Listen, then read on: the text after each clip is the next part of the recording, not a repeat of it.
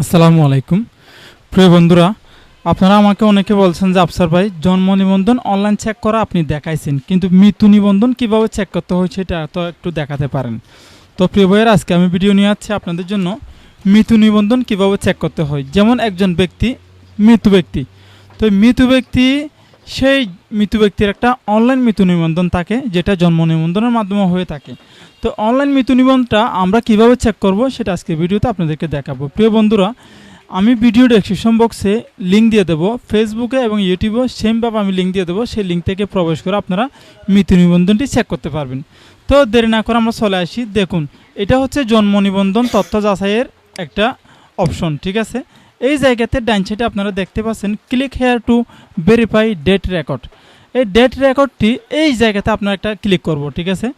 যখন আপনি এই সাইডে ঢুকবেন, বা আমি সরাসরি এটা লিঙ্কও দেবো আপনাকে, click here to verify date record, এখানে ক্লিক করলাম। এখানে ক্লিক করার সাথে সাথেই কিন্তু আপনি এখানে দেখতে পাচ্ছেন ডেট রেজিস্ট্রেশন নাম্বার। এইখানে দেখুন মৃত্যু নিবন্ধন তথ্য যাচাই। তো আমরা সেমভাবে মৃত্যু নিবন্ধনের মধ্যে যে নাম্বারটা আছে 17 ডিজিট, সেটা এখানে তুলে দেব। তো আমি এখন সেই নাম্বারটা এখানে তুলে দিই।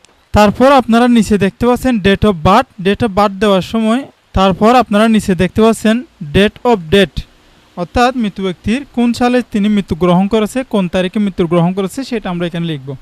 সেটা লেখা শেষ হয়ে গেলে আমরা একটু নিচে দেখতে পাবো একটি যোগফল অথবা বিয়োগ, যে কোনো যেটা আসেক না কেন, এখানে আমি দেখতে পাচ্ছি একটি যোগফল। এই যে যোগ করে দিতে বলছে, এটা এখানে বসিয়ে দিব খালি করে।